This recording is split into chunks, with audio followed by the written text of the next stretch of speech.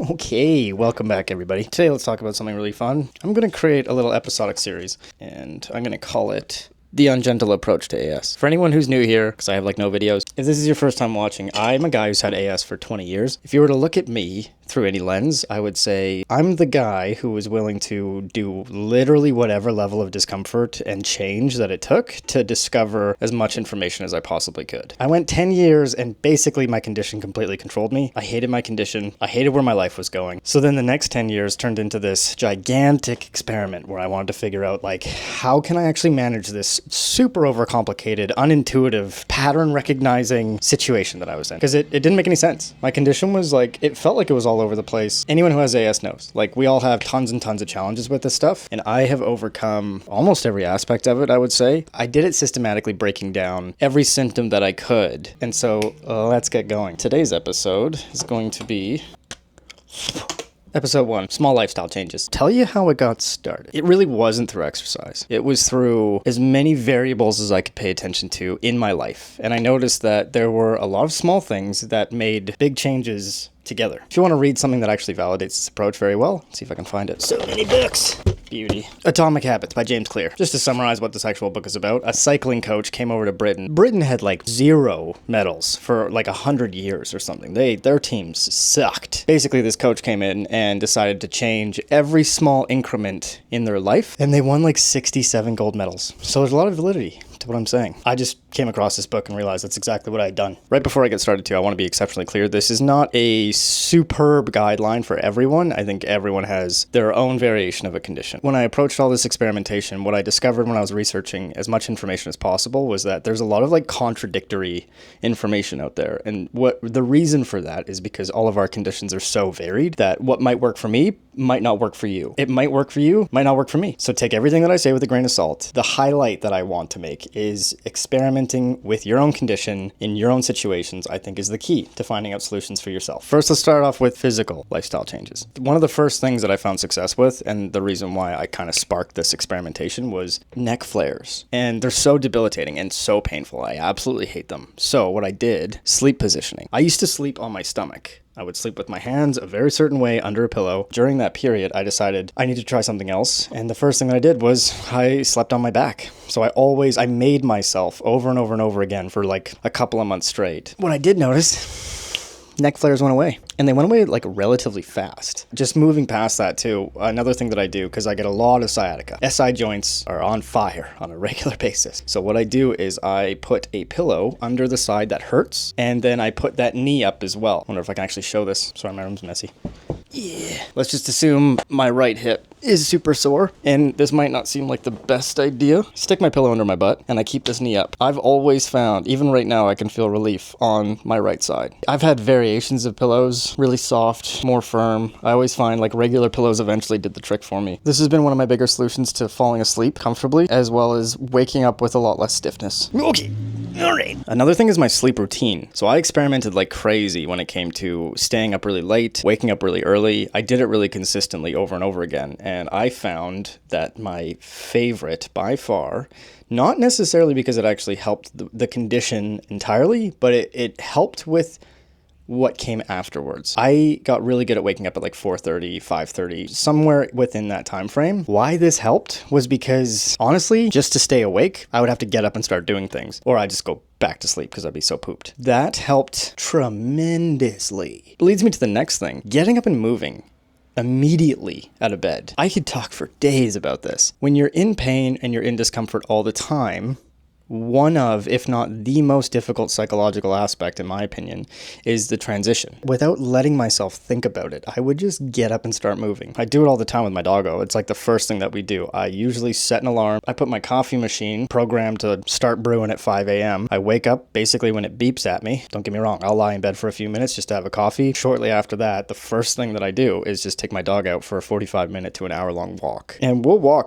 today I walked 5,000 steps. That usually is enough for me me to get the juices flowing, and I find that my morning stiffness, I pretty much curb. It's like 80% of it goes away. It's huge. I love it. And don't get me wrong, like a lot of these things that I feel like I'm going to describe can be really frustrating and they can be really jarring at times because it doesn't feel nice. It's really uncomfortable. Hence the Ungentle approach. I don't allow myself to feel bad and then not do all these things that I know are going to have a really positive impact on how I feel for the rest of the day. Here's a teensy one. If you're a guy specifically, because we seem to do this, don't sit with a wallet under your butt. That made a big difference with my sciatica. I know it's super small, but these are like the little nuanced things that actually carry a lot of weight. I didn't realize, like, I had been sitting on my wallet for I don't know how long, assuming like whatever, it's not that big of a deal. Turns out it was a very big deal because my sciatica and my lower back pain went down a surprising amount just from that one small little change. See what I'm getting at, folks?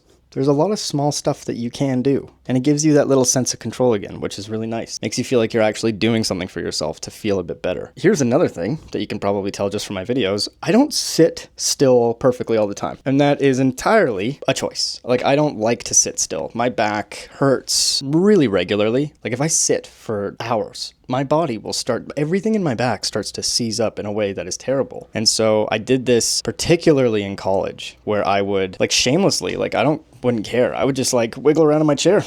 I do a lot of this stuff all the time. It's like a full body fidget. That's the best way that I would describe it. Beyond that, I've been in jobs where I have to sit for really long periods of time. I've been in college where you have to sit in class for hours. Truthfully, I wouldn't even say anything to people. I would just get up and go for a walk. If they asked, I would just say I'm going for a bathroom break. But I would take 5 minutes, go for a wander around campus. I'd go for a wander around the office space pretty regularly. I'd say like once every 45 minutes to an hour for sure, I would do this. Sometimes more if I'm in tons of pain. If you wanted to take it a step past, if you like, say you're in a meeting, say you're in class and like it's a really important thing that you can't miss, I would get up, walk to the back of class, and I would do side lunges. I would do this kind of stuff all the time. Just anything to keep my body moving. And like, I would stretch around as much as possible.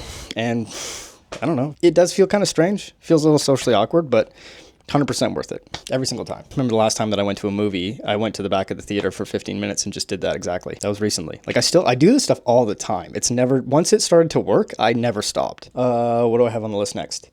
Active stretching. It's a bit different than regular static stretches. I do both, but I find that active stretching for me seems to work better. Static stretching, if I try to really stretch my body out, I actually find I go too hard sometimes and I can cause myself flare-ups just from stretches. So stretching has never been my like go-to, but active stretching where like this. Like I'm using my back muscles right now to stretch my front. Do you know what I mean? And I'll do the same thing. Like I'll go like this a lot and I'll squeeze my front just to stretch out my back. I think I'm getting this correct, and forgive me if I'm wrong. I'm not the most intelligent when it comes to understanding how to call everything. Trying to translate this is actually kind of hard. I feel like a Neanderthal. You're going to discover very quickly how stupid I am. But yeah, active stretching. Like I love doing, don't mind my sweaty armpits, but I love these kinds of stretches. Like I'll go in the sauna all the time. I was at the dog park just yesterday, just standing upright, stretching my quads. You know what I mean? Just grabbing my foot, stretching my quads right out. I don't find I've had any social consequences from doing this stuff. And I used to be really embarrassed and fearful of it, but who gives a shit? If it allows you to have a ton of comfort, like 100% worth it every single time. I think the last thing that I'll say, and this is like an intro to exercising, when I really started the exercise to try to get my condition better, like I have lifted weights. I've done all sorts of vanity stuff forever. I feel like I would always try to. I went through a period though where my body was atrophying like crazy and my condition was getting just like way worse. It just felt like it was skyrocketing for a number of years. And so I would like do bicep curls and stuff. That's why my arms are pretty decent, but I wouldn't work on the rest of my body. And when I started to, what I did was body weight exercises. So I would do just body squats, you know, folks, like nothing crazy. It's not a big deal. Even if it's like these squats, these are called sumo squats. They're a lot easier, truthfully, than regular squats. My hip flexibility and my back flexibility was so bad when I started this out that sumo squats were kind of the only thing that I found to be comfortable at all. Otherwise, like everything was completely tight and I was so uncomfortable doing regular squats. Anything like that, like lunges, body squats, anything without weight, essentially. And don't get me wrong, it's fine. Like just do just three of each, that kind of thing. Like do some push-ups maybe. Like the thing that I really struggle with when people say they can't do this kind of stuff is that I think they can. I just think they don't want to because it's really uncomfortable. And don't get me wrong, I understand that. It's all right. I don't love the phrase I can't. If you can remove that from your vocabulary, it becomes like, well, how can I? And that's how I've tried to look at this entire thing.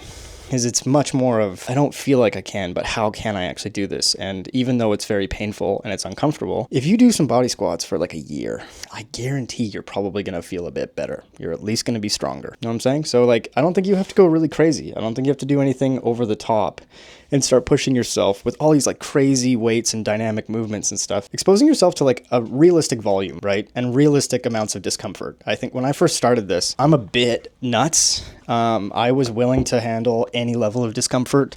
Truthfully, that's what I told myself. I'm not going to suggest that anyone necessarily falls into that path unless they feel like they're that desperate that they want to. But if you're starting off small, whatever feels like the right thing to do at the time, I think, as long as you're putting in the work, just stay consistent. That's how I tried to approach the whole thing, is like, I just had to put myself out there. I had to move my body. I had to start strengthening some things up. Even if I couldn't do weighted squats, even if I couldn't do any running, even if I didn't use the elliptical even for, I think, months because I was in so much pain. I couldn't even start there, but I did start with chill, lower weight body stuff. Let's switch gears because I think you probably understand where I'm getting at. So there's all these small things that you can do, but now let's talk about the psychology of it. I wouldn't have had as much success with these small changes if I didn't have kind of a psychological parallel. Something that I want to validate about being in pain all the time is that like it sucks. It sucks. It's so much harder than anyone understands, unless they've been in pain themselves, unfortunately, which I don't hope that anyone is, because it's the worst. It plays all these crazy psychological tricks on you. It takes up so much energy and so much of your life. For context, I had a real victim mindset, but I flipped this whole thing around in my head, perspective-wise. I'll give you the best example that I have. I used to think my life was hard all the time, right? It's not crazy. Like, I was in pain constantly. No one understood. I didn't even understand it. And I was constantly burdened by this thing. So I'd be like, man, every day is so hard. Life is so hard. But if every day is so hard, that's when I realized hard is normal.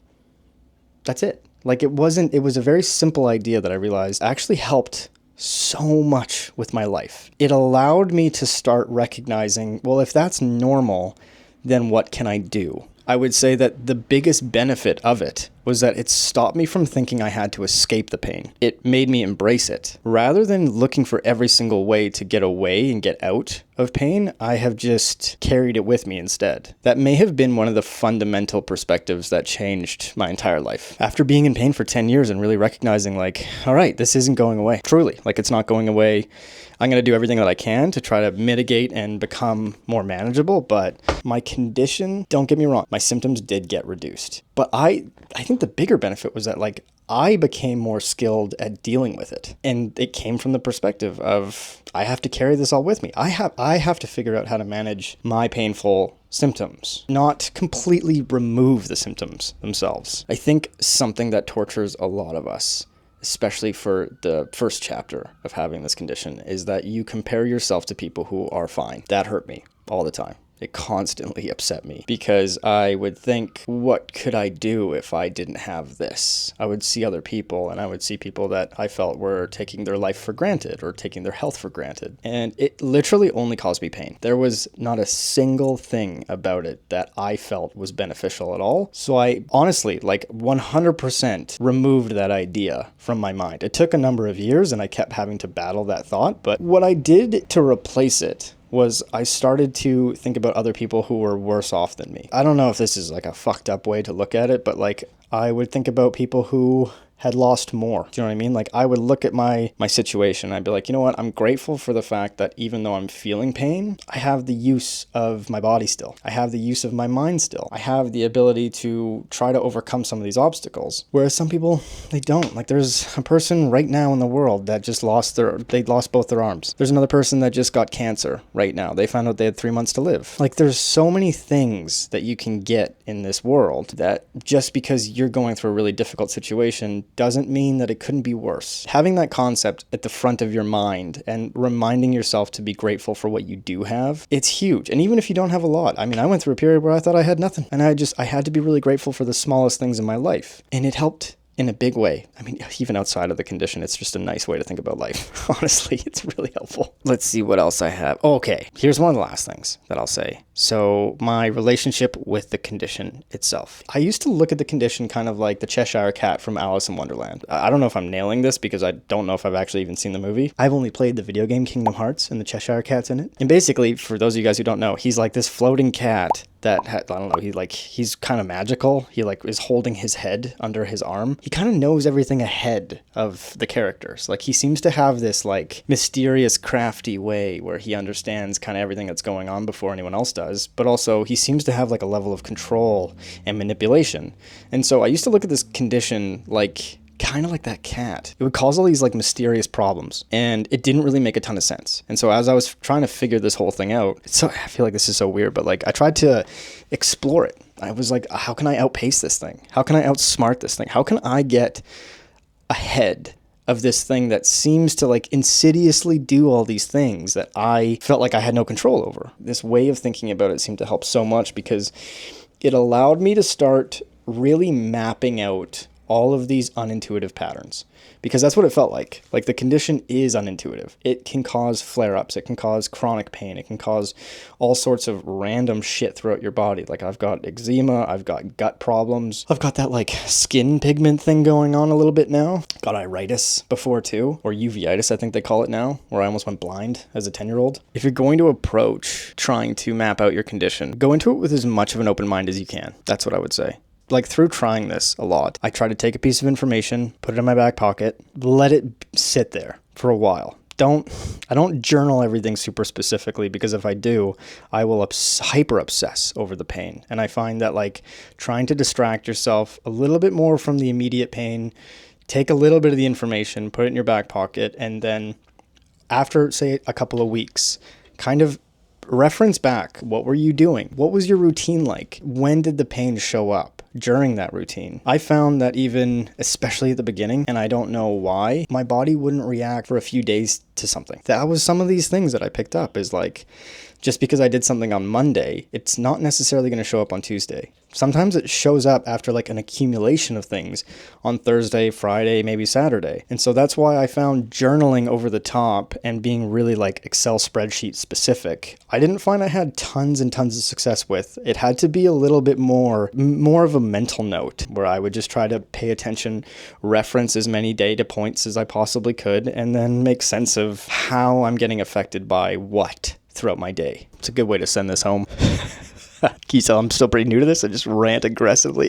For people who are struggling, and if there's any way that you guys can find the same kind of success that I've had, it's a super long process. It's so much longer than you'd think. It's not quick. It's not easy. It's ungentle. On the next one, I think I'll probably talk about, it's an in the weeds situation, but I'm going to talk about nutrition and then exercise. I'll get into more specifics. All right, guys, peace.